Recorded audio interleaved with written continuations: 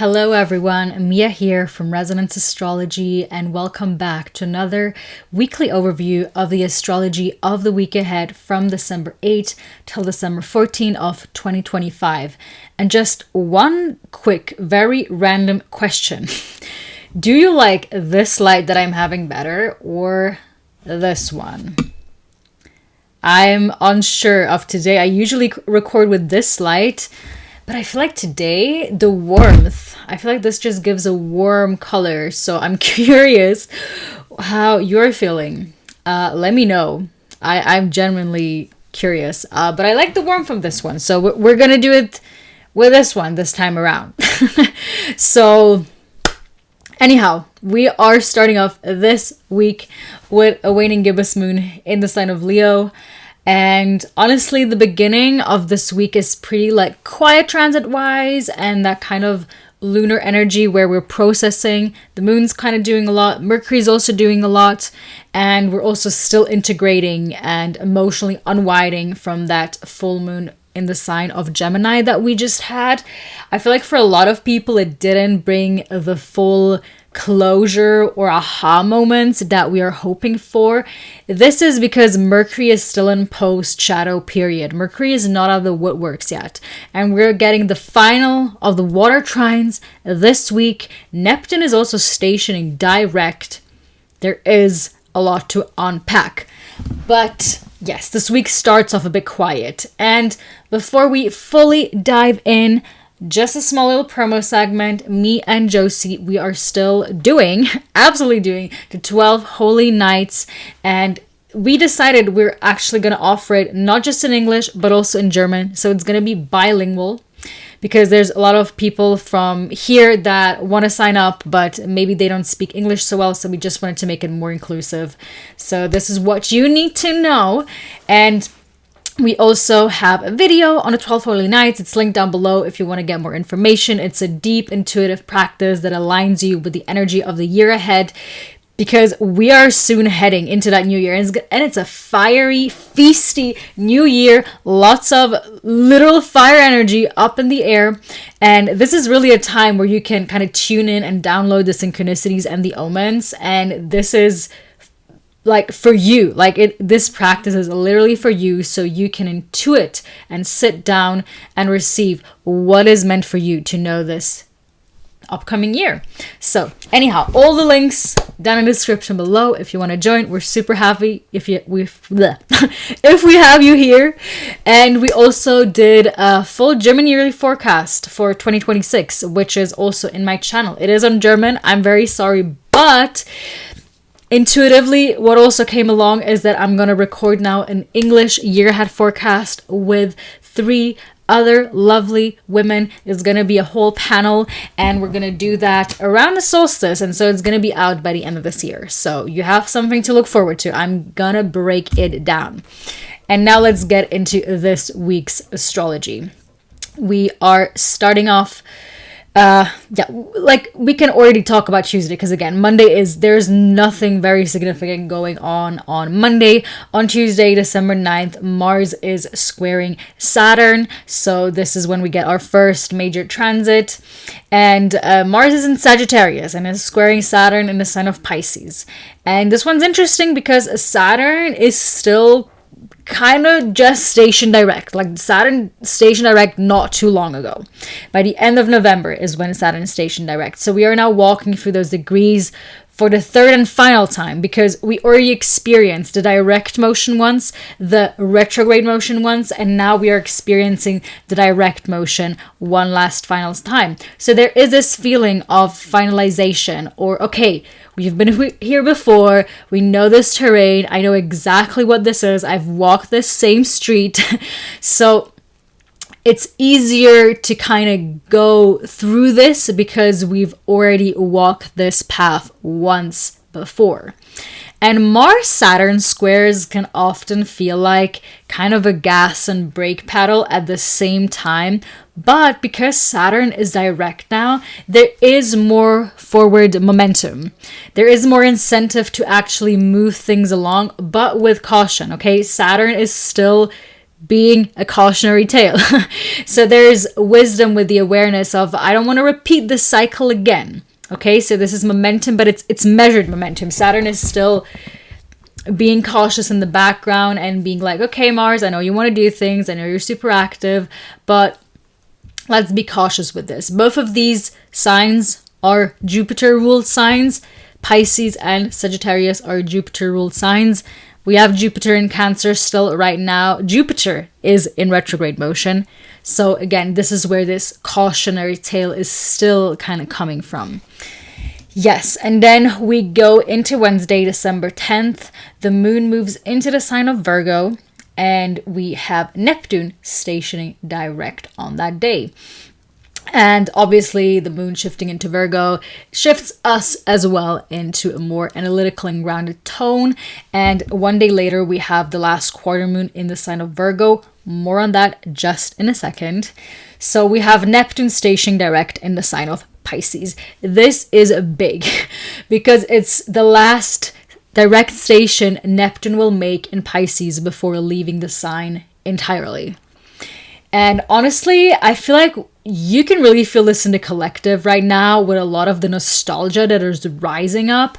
I keep noticing, especially on social media, people very much romanticizing the early internet, the old social media days, the Tumblr era, the pre-algorithm Instagram, the Wild West of the online creative expression.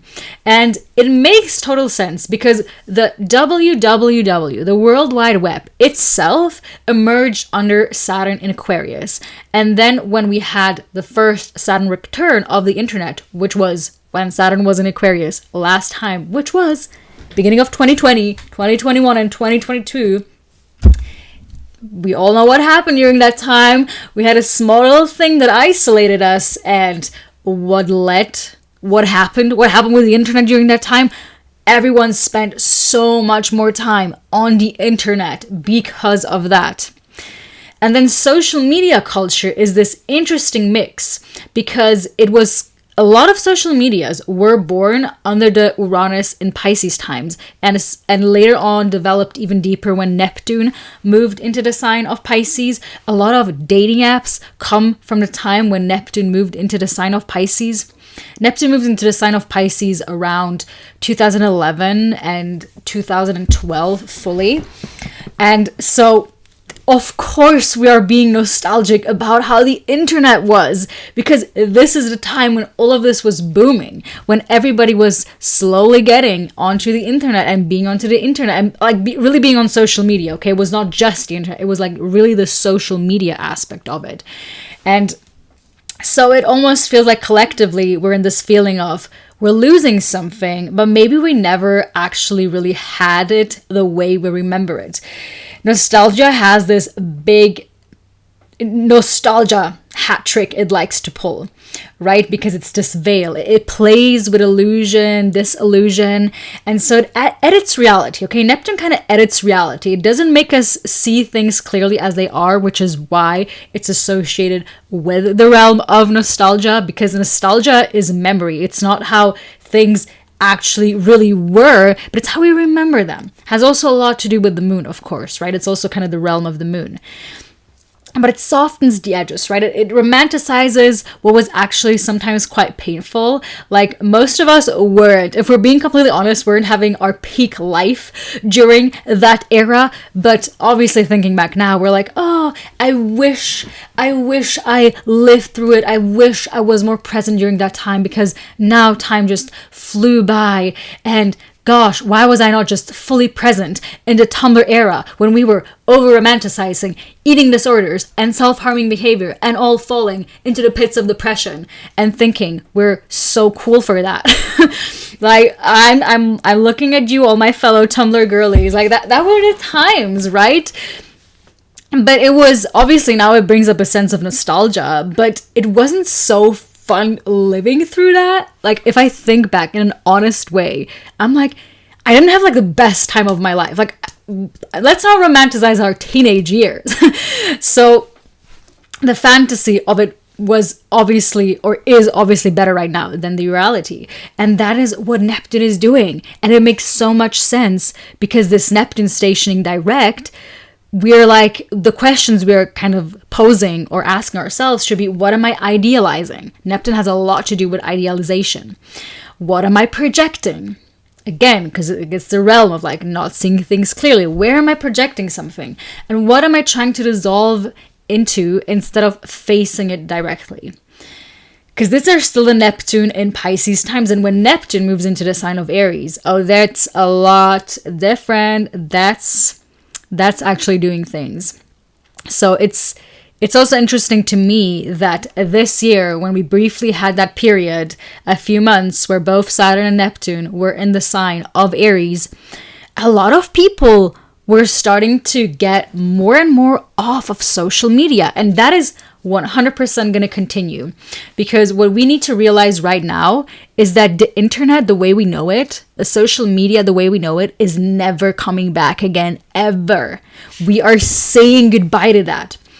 With Neptune and Saturn slowly shifting out of the sign of Pisces, we are saying goodbye to the social media days the way we know them. There's never going to be a Tumblr era again. There's never going to be an Instagram again before it was even bought by Meta. Like, I remember when I first got Instagram, Justin Bieber was like the only celebrity that was on Instagram. It's insane to think about.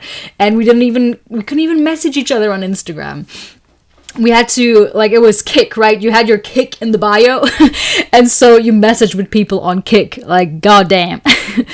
Everything was so freaking different. And we're never getting that back. Surely we can be nostalgic about it. But I think it's just important to not get trapped in that realm. Because it's the same thing over and over again. And it makes sense, right? Because a lot of us are the early Gen Zs or Zillennials, however you want to call us. Most of us this year and next year especially, we're heading into our Saturn return. So when Saturn goes into Aries, of course, a lot of us from the generation, which is like 1997, 1996, 1998, and a bit of 1999 even, everybody of us that has Saturn in the sign of Aries, like, we're getting adults. So of course we're feeling nostalgia for the time of how things were when we were growing up. But it's just a normal phase. Okay, we're kind of just saying goodbye to our teenage years and now we're fully stepping into adulthood. Which I know is ironic because technically, especially here in Europe, like, you're a legal adult at 18. Like, here we can drink with 18 and all of that, right? It's different in different regions of the world, but let's not get into that right now. My point is just that legally, a lot of us are adults when we're 18, but astrologically, I think it just makes full sense that we are full adults only after our Saturn return, and a lot of us are heading there right now. And we're just the bridge, right? Like, a lot of us are that bridge where we grew up with social media, but we didn't like fully grow up with social media like a lot of the kids these days.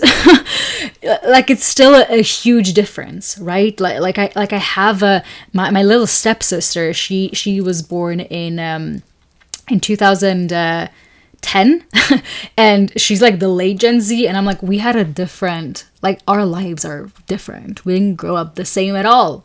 But still, we're technically part of the same generation, right? But anyhow, I'm not trying to make this weekly overview a generational video theme right now, but it is something that has just been on my mind. And I feel like next year I want to do more essay-style videos where I can talk to like a larger audience and a larger public. Because even if we look at the transits of like the outer planetary transits, a lot of us people in that era that were born, we're getting a lot of interesting outer planetary transits to our natal outer planets. Why is that such a tongue breaker? I don't know. I feel like we could do this with all the generations, but it's interesting. It's like we're getting a Pluto sextile, right? Like, everybody that has Pluto in Sagittarius is getting a Pluto sextile from Pluto in Aquarius. Everybody that has Uranus in the sign of Aquarius is getting an Uranus trine from Uranus in Gemini. And everybody that has well, I'm still of that era that has Neptune in Capricorn, very late degree. I'm experiencing my last Neptune sextile, natal Neptune right now. But a lot of Gen Z folks have Neptune in Aquarius. They're going to experience the Neptile sextile as well from Neptune in Aries. So it's a very interesting time, a very interesting time. And I feel like a lot of, there's usually like a lot of doom and gloom. I'm like, don't underestimate the young folks, especially with Saturn and Neptune in the sign of Aries, Aries being the sign of the young people. Like, don't underestimate the fire of the young generations and what they want to do. I feel like there's a lot of doom and gloom around like where things are headed. And right now it still seems that way because we are in a bit of a doom and gloom scenario with a lot of the water that is still present. But when the fire kicks in next year, I can guarantee you there's going to be so much action. You're not even going to believe right now of the things that you are capable of. Because right now it's like it can't even get into our heads. And we think we're so not ready. But when this field opens and when we're in it, it's going to be so inevitable. It's going to be like there is no other choice. That's the only right choice, is to do action, to change things.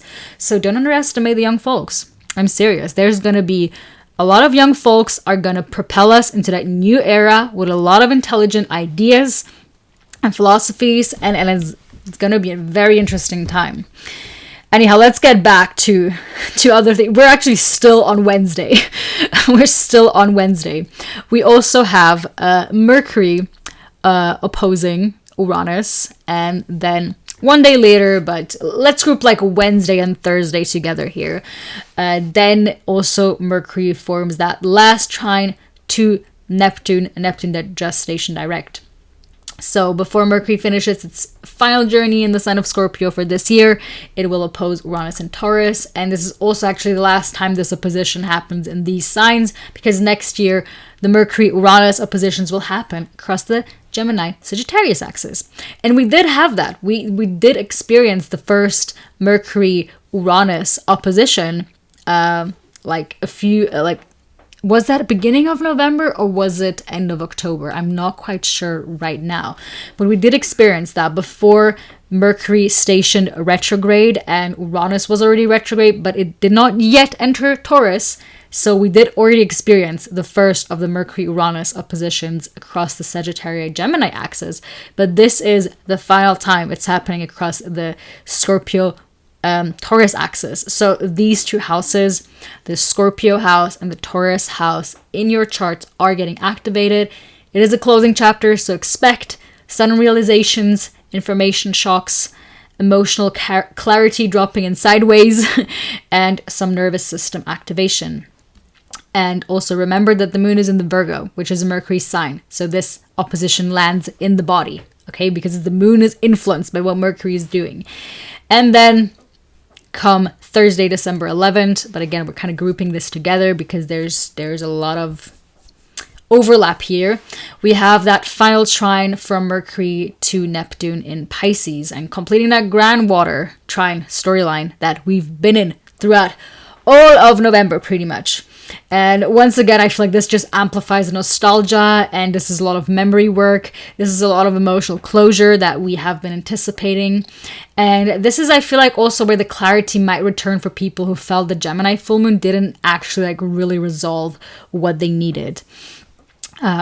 So be prepared for that day. Like if you felt that Gemini full moon didn't give you the clarity you needed, like this is, first of all, the reason is, which I already mentioned at the beginning, Mercury still being in post-shadow period, so things are just closing up. But by that time, and we also have, on Thursday, it's not just the moon is in Virgo, we have a last quarter moon in the sign of Virgo. So this is the halfway mark between the full moon and the new moon. So it is, this is a moon, like the last quarter moon is always a moon where it's like the breaking point where we go into release, forgiveness, and realignment. So, and this moon is ruled by Mercury, right, who is doing like a lot of the heavy lifting this week and finishing that grand water trine, and also confronting Uranus, and then obviously also preparing to move into Sagittarius later that day.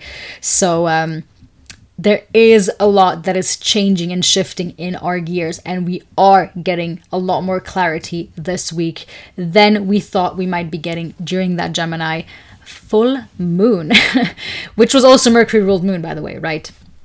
So yes, and then again, Mercury does officially also move into the Sagittarius that day, even though it's still going to be in post-shadow period, but we'll be fully out of the post-shadow next week, okay? So something to look forward to. What we also have on Thursday is Venus in Sagittarius at the bending of the nodes. This is kind of highlighting relational and value-based crossroads. Like, not really in a dramatic way, but in a, like, what direction do I want to align myself with kind of way. But it's not something I like too deeply would look into. The other things are way, way, way more important.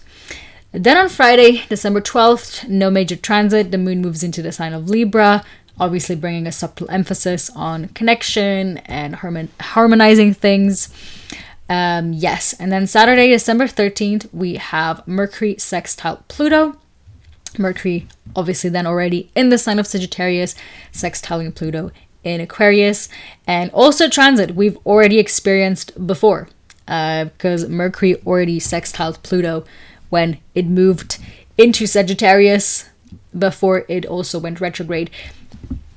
If my memory is correct, and I believe it is, Mercury stationed retrograde pretty much like very close to sextiling Pluto, like very close in that engagement range. So like now we're returning to this with much clearer eyes. So there's definitely, again, deep insight, right? It's Mercury, it's Pluto. So of course there's deep insight. It's sharper communication.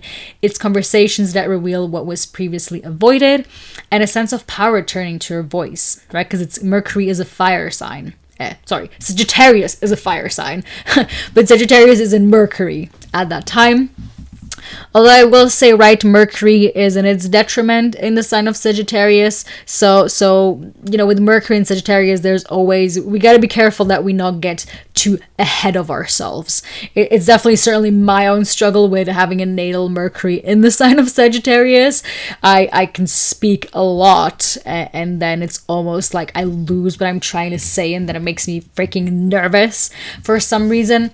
So it can be a very fast Mercury, like a very quickly, deeply processing everything. So slow down, take it easy. And that's what I often try to tell myself, and what I've also been trying to implement before filming any sort of video, to just kind of chill out before I hit the record button and not feel like, oh, now everything needs to come and go all at once.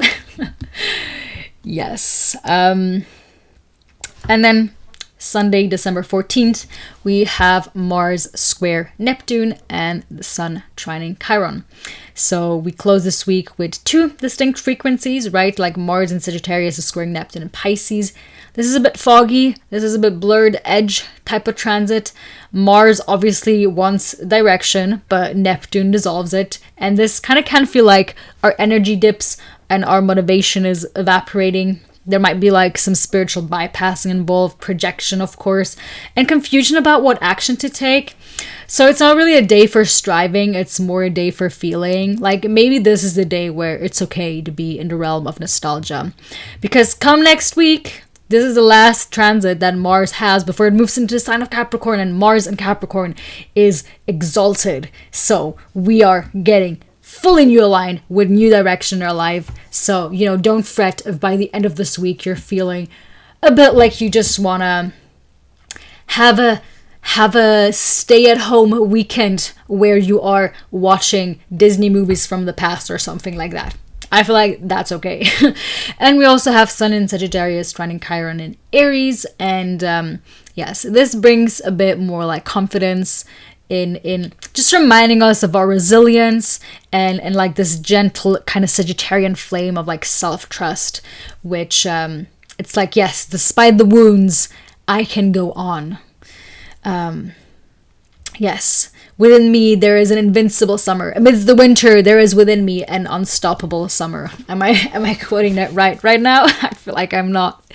But yeah, just because Albert Camus, he has Mercury in the sign of Sagittarius, and There's this lovely quote that he has about in the midst of winter, in him feeling this unstoppable summer, which I'm like, that is so peak Sagittarius. Sagittarius being obviously the only fire sign in the whole autumn and winter arc in the darker times of the year. So heck yeah, we do need a lot of hope. We do need an unstoppable summer inside us that prevails through the winter, which is always interesting, right? I feel like Sagittarius, like holding that flame, it kind of gives it over to Capricorn when we have that winter solstice, because even technically we're going into winter, but the sun is actually, like, the days are technically getting longer again. Like the sun is slowly returning, the light is slowly returning until we get to the spring equinox, where we have the equilibrium, right?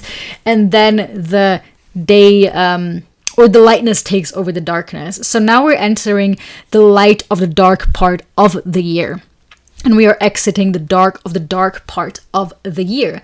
But nevertheless, we are entering into 2 consecutive Saturn-ruled seasons, which, in my opinion, is why January, but especially February, always feel so long. Like, it's always such a stretch. Even though February is like the shortest month, I always feel like it takes the longest. It's like never ending. Well, it's because we have 2 Saturn-ruled seasons. Yes, and we need that hope. I feel like Sagittarius is just like the reminder of hope, of that flame. I really like the image of the burning heart with Sagittarius here. That kind of carries us through the winter. Like, we need that to be able to survive the winter. And then obviously we get into Pisces, which is the other Jupiter ruled sign, which is where we are in the realm of imagination, of dreaming the world into being. And then we enter Aries, and it's the spark. Now the world is being born, and now we start this new chapter. Yes, so a little preview for next week. We have Mars entering Capricorn, as already said, happening on Monday. Definitely big shift in energy and everything. Mercury finally leaves its post-shadow phase. We have a Sagittarius new moon coming up. Super excited for this one. And we have the winter solstice on the 21st, which means that the sun enters Capricorn and a new season begins. And before we fully close out this week, just a few things you can look forward to on this channel. First of all, I will be recording Mars and Capricorn horoscopes very soon, and they will be going up on this channel this week. So if you want to prepare for that ingress and be excited, especially because Mars is entering such a strong sign next Monday, right? Mars is exalted in the sign of Capricorn, so definitely keep an eye out for those, because it's going to prepare you well of what you can look forward to. And then secondly, what's going to be happening next week, I will be releasing the Meet Mars episode from that Meet the Planetary series. So it's a perfect time to get to know Mars, just as Mars moves into the sign of Capricorn, a sign where Mars does extremely well.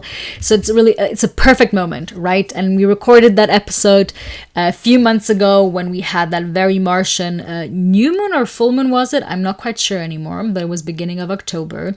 So it's definitely, if you want to deepen your relationship with Mars, and I think it's underappreciated, it's like unappreciated to build relationships to the malefic planets. I feel like everybody always wants to build a relationship to the moon and the sun and Venus and Jupiter. Like, nobody wants to build a relationship to Mars or Saturn. And I'm like, that's exactly where you should be starting. Like, the first planet, well, I guess the first planet was the moon in my case, but the second planet for me was actually Saturn. I started to build a relationship with Saturn. And I'm telling you, as someone that is ruled by the malefics, so if you are someone that is ruled by the malefics, I am ruled by Saturn and Aries in mutual reception with Mars in Capricorn. Well, technically I'm ruled by Mars since I'm a Scorpio rising, but it's like they're together, right? Like I'm literally ruled by both of these malefic planets, and I'm telling you, my life improved so much when I built a relationship with these 2 extremely strong planets in my chart. So if you are a Scorpio or Aries rising, you're ruled by Mars, or you just generally have a strong Mars, or maybe a weak Mars, or just an afflicted Mars.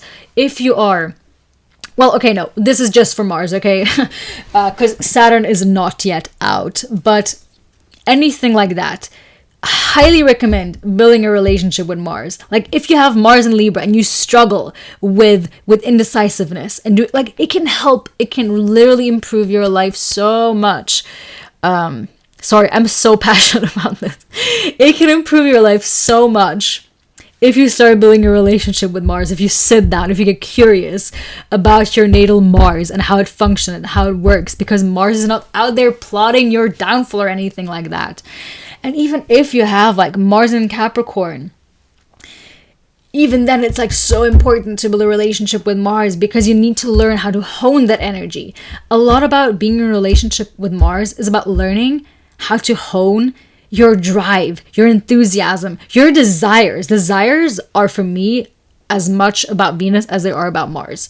Because having desires, okay, super nice, Venusian realm, right. What are you going to do to go after them and get them? Like that's Mars. And so you have to build a relationship to Mars if you want to get things done in your life. So anyhow, signing off now because otherwise, you know, it's going to be released next week, that episode where I'm talking over 2 hours about Mars, literally a planet that I love and appreciate because it's the ruler of my chart. And so I hope it can bring something into your life as well that can be useful and that you can build a relationship with this lovely, malefic red planet in the sky. Yes. And also, lastly, again, for those of you who love year ahead work, just mentioning it again, there will be an English yearly astrology forecast podcast episode coming out right before the new year. We're going to record this on the winter solstice, lovely auspicious date. The German version is already on the channel if you want to watch that in the meantime, and if you can speak German. Otherwise, obviously, I'm not forcing you to watch something that you cannot comprehend in your native language. But since I'm Swiss, I feel like I do also want to appeal to the people here. There's a lot of people that know me personally here in my neighborhood and they don't know English that well. And there's some elderly people and everything is already so much in English. But I feel like it's nice to also be able to give something back to those people that really support me and that sadly cannot watch my channel so much, even though I constantly upload. So this is, a lot of it is also for them. So yes, but don't worry, this is like not going to turn into a German speaking channel. So yes, this is what I have for you to look forward to as we move into Capricorn season. I hope you're equally as excited as I am. And yeah, this is how we're going to close up this week. I'm wishing you a lovely week ahead. Sending you much love. Bye.